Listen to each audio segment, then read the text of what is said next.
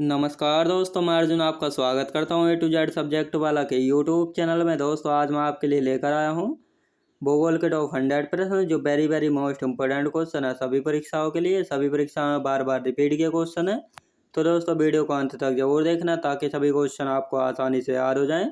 साथ ही दोस्तों अगर आप हमारे चैनल पर पहली बार आए हैं तो हमारे चैनल को भी सब्सक्राइब कर लीजिएगा, साथ ही बेल आइकन को प्रेस कर लीजिएगा ताकि हमारे आने वाले वीडियो का नोटिफिकेशन आप तक पहुंचता रहे। चलिए दोस्तों वीडियो को स्टार्ट करते हैं। सूर्य अपने अक्ष पर किस दिशा में घूमता है? पूर्व से पश्चिम की ओर घूमता है सूर्य अपनी दिशा में। याद रखें दोस्तों। अगला क्वेश्चन देखते हैं। किस वैज्ञानिक ने यह साबित किया था कि हर ग्रह का एक लंबा रास्ता होता है? जोहान्स केपलर ने। याद रखें दोस्तों, जोहान्स केपलर ने। अगला क्वेश्चन देखते हैं। सूर्य से होने वाला प्लाज्मा का प्रवाह अर्थात सौर पवन तारे के बीच के माध्यम से एक बुलबुला बनाता है, जिसे क्या कहा जाता है? हेलियोमंडल जो है कहा जाता है। याद रखें दोस्तों, हेलियोमंडल कहा जाता है। हमारे सौरमंडल के किस ग्रह का गुरुत्वाकर्षण बल जो है सभी ग्रहों के मुकाबले सबसे ज़्यादा है? बृहस्पति का। याद रखें दोस्तों, बृहस्पति का। पृथ्वी और सूर्य के बीच की दूरी क्या होती है? एक खगोलीय दूरी होती है पृथ्वी और सूर्य के बीच की दूरी। याद रखें दोस्तों। अगला क्वेश्चन देखते हैं। बुध सूर्य से सबसे निकटवर्ती ग्रह है, सबसे दूरस्थ ग्रह कौन सा है? नेपच्यून। याद रखें दोस्तों, नेपच्यून। अगला क्वेश्चन देखते हैं।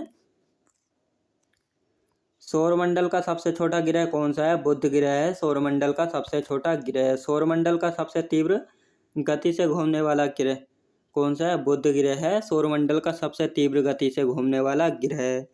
सौरमंडल का सबसे बड़ा ग्रह कौन सा है? बृहस्पति है सौरमंडल का सबसे बड़ा ग्रह। याद रखेंगे दोस्तों। अगला क्वेश्चन देखते हैं। सौरमंडल में सबसे अधिक घनत्व वाला ग्रह कौन सा है? पृथ्वी है सौरमंडल में सबसे अधिक घनत्व वाला ग्रह। याद रखें दोस्तों। अगला क्वेश्चन देखते हैं। सौरमंडल में सबसे कम घनत्व वाला ग्रह कौन सा है?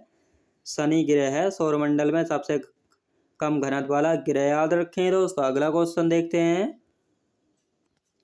सौरमंडल के वे दो ग्रह कौन से हैं जिनका कोई उपग्रह नहीं है? दोस्तों बुध और शुक्र जो है सौरमंडल के वे दो ग्रह हैं जिनका कोई भी उपग्रह नहीं है। आकार में लगभग समान होने के कारण पृथ्वी की जुड़वा बहन किस ग्रह को कहा जाता है? शुक्र ग्रह को जो है कहा जाता है। याद रखें दोस्तों, शुक्र ग्रह को कहा जाता है। सौरमंडल का सबसे चमकीला ग्रह शुक्र ग्रह है, इसलिए यह किस अन्य नाम से भी जाना जाता है? भोर और शाम का तारा के नाम से जो है जाना जाता है। याद रखें दोस्तों। अगला क्वेश्चन देखते हैं। शुक्र ग्रह का वातावरण किस गैस से मुक्त है? घनी कार्बन डाइऑक्साइड से। याद रखें दोस्तों। अगला क्वेश्चन देखते हैं। शुक्र ग्रह सूर्य का चक्कर कितने दिनों में पूरा करता है? दोस्तों शुक्र ग्रह जो है सूर्य का एक चक्कर कितने दिनों में पूरा करता है? 225 दिनों में। याद रखें दोस्तों, 225 दिनों में। पृथ्वी का 71% भाग जल से युक्त है, फलते यह अंतरिक्ष से नीली दिखाई देती है। इसका कारण इसे किस अन्य नाम से भी जाना जाता है? जल ग्रह और नीला ग्रह के नाम से जो है पृथ्वी को जाना जाता है। याद रखें दोस्तों। अगला क्वेश्चन देखते हैं। पृथ्वी परिभ्रमण करती हुई प्रति मिनट कितनी दूरी तय कर लेती है? लगभग 49 किलोमीटर की दूरी जो है तय कर लेती है। याद रखें दोस्तों। अगला क्वेश्चन देखते हैं। पृथ्वी अपने अक्ष पर कितने डिग्री झुकी होती है? 23.5 डिग्री यानी कि 23.5 डिग्री। याद रखें दोस्तों। अगला क्वेश्चन देखते हैं। सूर्य से पृथ्वी तक प्रकाश को आने में कितना समय लगता है? 8 मिनट 16.6 सेकेंड का समय लगता है सूर्य से पृथ्वी तक प्रकाश को आने में। याद रखें दोस्तों। अगला क्वेश्चन देखते हैं। सन 1962 में किस देश के संघीय वन एवं ग्रामीण विकास विभाग द्वारा प्रथम भूगोलीय निर्देशक प्रणाली बनाई गई थी? दोस्तों कनाडा देश के संघीय वन एवं ग्रामीण विकास विभाग के द्वारा। याद रखें दोस्तों। अगला क्वेश्चन देखते हैं। द्रव्य और ऊर्जा के सम्मिलित रूप को ब्रह्मांड कहते हैं। ब्रह्मांड का आकार कैसा है? दोस्तों अंडाकार है ब्रह्मांड का आकार। याद रखें दोस्तों। अगला क्वेश्चन देखते हैं। ब्रह्मांड की उत्पत्ति के बारे में सबसे विश्वसनीय और सर्वाधिक मान्य सिद्धांत कौन सा है? बिग बैंग सिद्धांत। याद रखें दोस्तों, बिग बैंग सिद्धांत। महाविस्फोट के लिए उत्तरदायी बल दो मूलभूत बलों में विभाजित हो गया है दोस्तों, गुरुत्वाकर्षण बल और विद्युत चुंबकीय बल। याद रखें दोस्तों। अगला क्वेश्चन देखते हैं। बिग बैंग सिद्धांत को किस परिकल्पना के नाम से भी जाना जाता है? दोस्तों विस्तारित ब्रह्मांड परिकल्पना के नाम से जो है जाना जाता है। याद रखें दोस्तों। अगला क्वेश्चन देखते हैं। 1929 ईस्वी में किसने प्रमाण दिए कि ब्रह्मांड का विस्तार हो रहा है तथा समय बीतने के साथ आकाशगंगा एक दूसरे से दूर हो रही है दोस्तों? एडविन पावेल हब्बल ने यह प्रमाण दिए थे, याद रखें दोस्तों। अगला क्वेश्चन देखते हैं। हाइड्रोजन परमाणुओं के संलयन के कारण किस गैस का निर्माण हुआ है दोस्तों? हीलियम गैस का, याद रखें दोस्तों, हीलियम गैस का, याद रखें दोस्तों। अगला क्वेश्चन देखते हैं। किस प्रक्रिया के कारण निःशर्त ऊर्जा ही सूर्य तथा अन्य तारों का स्रोत है? संलयन, याद रखें दोस्तों, संलयन। अगला क्वेश्चन देखते हैं। कौन सी निहारिका हमारी आकाशगंगा के सबसे शीतल और चमकीले तारों का समूह है? ओरियन नेबुला, याद रखें दोस्तों, ओरियन नेबुला। तारों के बीच की दूरी मापने की इकाई क्या है? प्रकाश वर्ष है तारों के बीच की दूरियां मापने की इकाई, याद रखें दोस्तों। अगला क्वेश्चन देखते हैं। तारे का रंग किसका सूचक है? उसके ताप का सूचक होता है तारे का रंग, याद रखें दोस्तों। अगला क्वेश्चन देखते हैं। उस सीमा को क्या कहा जाता है जिसके बाहर तारे अंतरिक्ष मृत्यु से ग्रसित हो जाते हैं? चंद्रशेखर सीमा जो है कहा जाता है, याद रखें दोस्तों, चंद्रशेखर सीमा कहा जाता है, याद रखें दोस्तों। अगला क्वेश्चन देखते हैं। अगर क्रोड का द्रव्यमान चंद्रशेखर सीमा से अधिक हो जाए तो वह सिकुड़कर क्या बन जाता है? न्यूट्रॉन तारा या ब्लैक होल बन जाता है, याद रखें दोस्तों। अगला क्वेश्चन देखते हैं। चंद्रशेखर सीमा का वर्तमान मान एक सौर द्रव्यमान का कितना होता है? मात्र 1.4 गुना होता है, याद रखें दोस्तों, मात्र 1.4 गुना जो है होता है। कुछ समय बाद श्वेत वामन चमकना बंद कर देता है और अंततः मृत होकर यह किस में परिवर्तित हो जाता है? कृष्ण वामन में जो है परिवर्तित हो जाता है, याद रखें दोस्तों। अगला क्वेश्चन देखते हैं। अपसारी सीमा का सबसे अच्छा उदाहरण कौन सा है दोस्तों? मध्य अटलांटिक कटक है अपसारी सीमा का सबसे अच्छा उदाहरण। कजाकिस्तान की राजधानी क्या है दोस्तों? अस्ताना है कजाकिस्तान की राजधानी, याद रखें दोस्तों। अगला क्वेश्चन देखते हैं। किस कहवा की किस्म का उत्पादन भारत में सबसे अधिक होता है? अरेबिका का, याद रखें दोस्तों, अरेबिका का। दोहा किस देश की राजधानी है? कतर की राजधानी है दोहा, याद रखें दोस्तों। अगला क्वेश्चन देखते हैं। भारत का सबसे ऊंचा रेलवे पुल किस नदी पर बना है? चिनाब नदी पर बना है, 359 मीटर ऊंचा है, जो कि जम्मू कश्मीर में है। भारत का सबसे बड़ा रबर बांध कौन सी नदी पर बना है दोस्तों? फल्गु नदी पर बना है भारत का सबसे बड़ा रबर बांध, याद रखें दोस्तों। अगला क्वेश्चन देखते हैं। पेटुआ घाट मत्स्य गोदीवाड़ा के रूप में विकसित किया गया, यह किस राज्य में स्थित है? पश्चिम बंगाल में जो है स्थित है, याद रखें दोस्तों, पश्चिम बंगाल में स्थित है, याद रखें दोस्तों। अगला क्वेश्चन देखते हैं। हिंदुस्तान कोपल लिमिटेड को 9 नवंबर 1967 को निर्मित किया गया, इसका मुख्यालय कहाँ स्थित है? कोलकाता में स्थित है इसका मुख्यालय, याद रखें दोस्तों। अगला क्वेश्चन देखते हैं। वर्ष 2011 की जनगणना के अनुसार किस राज्य की साक्षरता दर सबसे कम है दोस्तों? बिहार राज्य की, याद रखेंगे दोस्तों, बिहार राज्य की, यानी 47%, याद रखें दोस्तों। प्रसिद्ध Hirakud captive thermal power plant किस राज्य में स्थित है? उड़ीसा राज्य में स्थित है, याद रखें दोस्तों, उड़ीसा राज्य में। रोपण कृषि के मुख्य क्षेत्र विश्व के किन प्रदेशों में पाए जाते हैं? उष्ण कटिबंधीय प्रदेश में पाए जाते हैं, याद रखें दोस्तों, उष्ण कटिबंधीय प्रदेश में जो है पाए जाते हैं, याद रखें दोस्तों। अगला क्वेश्चन देखते हैं। वर्ष 2011 की जनगणना के अनुसार भारत में शहरी जनसंख्या का प्रतिशत क्या है दोस्तों? मात्र 31.16%, याद रखें दोस्तों, मात्र 31.16%। विंड वैन यंत्र क्या निर्धारित करता है दोस्तों? पवन की दिशा, याद रखें दोस्तों, पवन की दिशा निर्धारित करता है विंड वैन यंत्र। मोरमुगांव बंदरगाह किस राज्य में स्थित है? गोवा में स्थित है मोरमुगांव बंदरगाह, याद रखें दोस्तों। अगला क्वेश्चन देखते हैं। क्षेत्रफल की दृष्टि से भारत में विश्व का कौन सा देश है? 7वां देश है। क्षेत्रफल की दृष्टि से भारत में विश्व का 7वां स्थान है, याद रखें दोस्तों। अगला क्वेश्चन देखते हैं।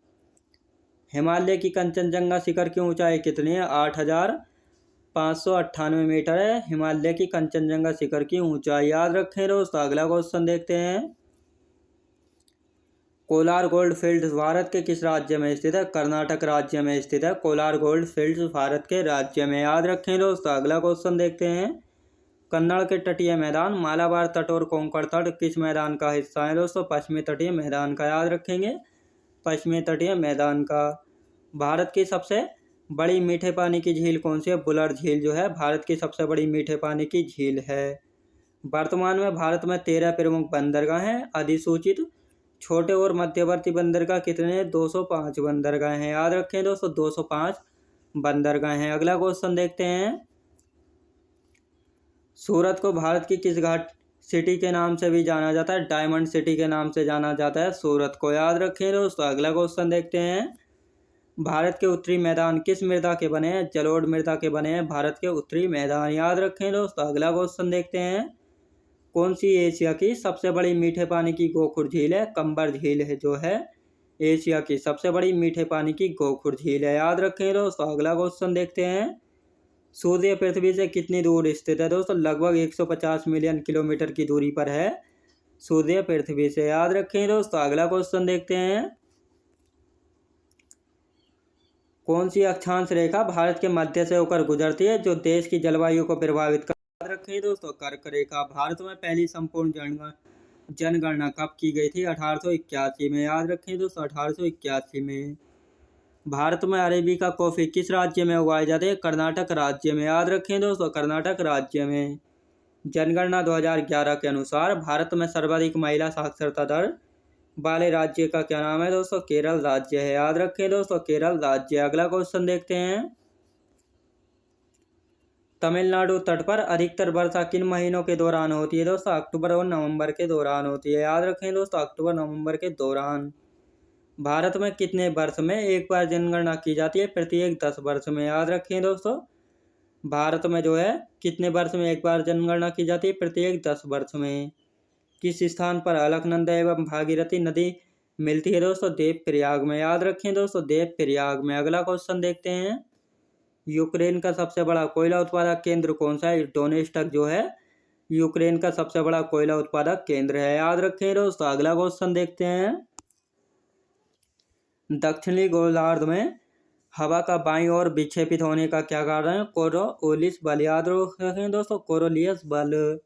भारत में जनगणना का कार्य सर्वप्रथम कब किया गया था? वर्ष 1872 में किया गया था भारत में जनगणना का कार्य सर्वप्रथम। याद रखें दोस्तों। अगला क्वेश्चन देखते हैं। कोरापुट जिले में पंचपतमाली भंडार किस खनिज के भंडार है? बॉक्साइट के भंडार है। याद रखें दोस्तों। बॉक्साइट के। अगला क्वेश्चन देखते हैं। भारत के किस राज्य में एल्यूमीनियम पिघलन संयंत्रों की संख्या सबसे अधिक है? उड़ीसा राज्य में। याद रखें दोस्तों। उड़ीसा राज्य में। भारत की जनगणना 2011 के अनुसार भारत के किस राज्य की महिला साक्षरता दर सबसे अधिक है? दोस्तों केरल राज्य की। याद रखें दोस्तों। केरल राज्य की। अगला क्वेश्चन देखते हैं। 2011 की जनगणना के अनुसार भारत की अशोधित मृत्यु दर क्या थी? 7.1%। याद रखें दोस्तों। 7.1%। अगला क्वेश्चन देखते हैं। भारत की जनगणना 2011 के अनुसार किस भारतीय राज्य में नगरीय जनसंख्या का अनुपात सर्वाधिक है? गोवा राज्य का। याद रखें दोस्तों। गोवा राज्य का। इंडियन मिनरल्स ईयरबुक 2020 के अनुसार भारत में मैग्नीज का सर्वाधिक उत्पादन किस राज्य में होता है? मध्य प्रदेश राज्य में जो है होता है। याद रखें दोस्तों। मध्य प्रदेश राज्य में। हिमालय के गिरिपथ का पाया जाने वाला वन कौन सा है? दोस्तों पर्णपाती वन। याद रखें दोस्तों। पर्णपाती वन। याद रखें दोस्तों। अगला क्वेश्चन देखते हैं। भारतीय कृषि में कौन सी ऋतु रबी की ऋतु के बाद प्रारंभ होती है? जायद ऋतु। याद रखें दोस्तों। जायद ऋतु। कितने भारतीय राज्य प्रायद्वीपीय पठार के भाग हैं? 8 राज्य। याद रखें दोस्तों। 8 राज्य है। भारत में सबसे बड़े क्षेत्र में फैले हुए वन का कौन सा प्रकार है? उष्णकटिबंधीय पर्णपाती वन। याद रखें दोस्तों। अगला क्वेश्चन देखते हैं। असम में बहुतायत में पाई जाने वाली एक रोपण फसल कौन सी है? चाय की फसल। याद रखें दोस्तों। चाय की फसल। याद रखें दोस्तों। अगला क्वेश्चन देखते हैं। कौन सी रेखा भारत के बीच से गुजरती है जो अक्षांशीय विस्तार को 2 भागों में विभाजित करती है? कर्क रेखा। याद रखें दोस्तों। कर्क रेखा। भारत का सबसे बड़ा कंटेनर बंदरगाह कौन सा है? जवाहरलाल नेहरू बंदरगाह जो है महाराष्ट्र में है। यह एक भारत का सबसे बड़ा कंटेनर बंदरगाह है। याद रखें दोस्तों। अगला क्वेश्चन देखते हैं। कैमरून और तंजानिया के हिस्से किस नदी बेसिन के भाग है? कांगो बेसिन के भाग हैं। याद रखें दोस्तों। कांगो बेसिन के। अगला क्वेश्चन देखते हैं। लगातार नई परत जोड़ने वाली प्रक्रिया कौन सी होती है? समुद्र तल का फैलाव। याद रखें दोस्तों। समुद्र तल का फैलाव। स्वर्णरेखा नदी किस गांव के पास से निकलती है? नगरी गांव के पास से निकलती है स्वर्णरेखा नदी। बिहार राज्य का कुल भौगोलिक क्षेत्रफल कितना है? 94,163 वर्ग किलोमीटर है बिहार राज्य का कुल भौगोलिक क्षेत्रफल। याद रखें दोस्तों। अगला क्वेश्चन देखते हैं। बिहार का शोक किस नदी को कहा जाता है? कोसी नदी को कहा जाता है बिहार का शोक। याद रखें दोस्तों। अगला क्वेश्चन देखते हैं। बिहार के किस जिले में तेल्हाड़ कुंड जलप्रपात अवस्थित है? कैमूर में। याद रखें दोस्तों, कैमूर में। बिहार के किस जिले में सबसे अधिक सोने का भंडार मिला है? जमुई में जो है सबसे अधिक सोने का भंडार मिला है। बिहार के किस जिले को सिल्क सिटी के नाम से भी जाना जाता है? भागलपुर को जो है सिल्क सिटी के नाम से भी जो है जाना जाता है। याद रखें दोस्तों। अगला क्वेश्चन देखते हैं। भारत की जनगणना 2011 के अनुसार बिहार में महिला साक्षरता दर क्या है दोस्तों? 51.50%। याद रखें दोस्तों। अगला क्वेश्चन देखते हैं।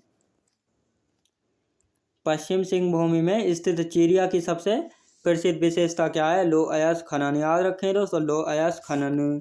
पट्ट सीमा परियोजना किन नदियों के एकीकरण से जुड़ी है दोस्तों? कृष्णा और गोदावरी नदी के एकीकरण से जो है जुड़ी है। याद रखें दोस्तों। अगला क्वेश्चन देखते हैं। भूमिगत कोयले का दहन किस राज्य में होता है?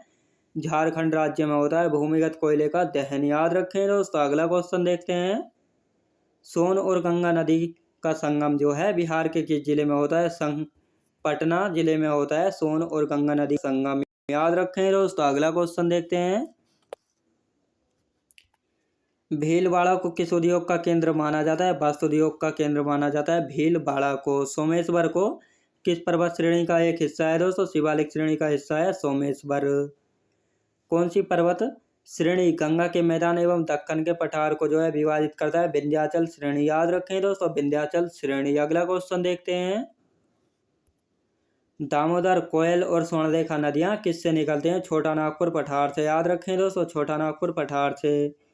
इल्मेनाइट जो कि भारतीय तटरेखा के साथ व्यापक रूप से वितरित है किसका खनिज है? टाइटेनियम का। याद रखें दोस्तों, टाइटेनियम का खनिज है। याद रखें दोस्तों मैं उम्मीद करता हूँ आपको वीडियो क्वालिटी कंटेंट वगैरह सभी कुछ आपको पसंद आया होगा। पसंद आया हो तो लाइक शेयर सब्सक्राइब करना बिल्कुल भी ना भूलें। साथ ही दोस्तों अगर आप हमारे चैनल पर पहली बार आए हैं तो हमारे चैनल को भी सब्सक्राइब कर लीजिएगा। साथ ही बेल आइकन को प्रेस कर लीजिएगा ताकि हमारे आने वाले वीडियो का नोटिफिकेशन आप तक पहुँचता रहे। चलिए दोस्तों, मिलते हैं नेक्स्ट वीडियोज़ में।